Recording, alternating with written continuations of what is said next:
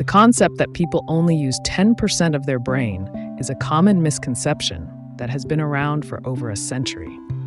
The suggestion is that the vast majority of our brain is unused and untapped potential, and that if we could unlock this unused portion of our brain, we would become superhuman or gain extraordinary abilities.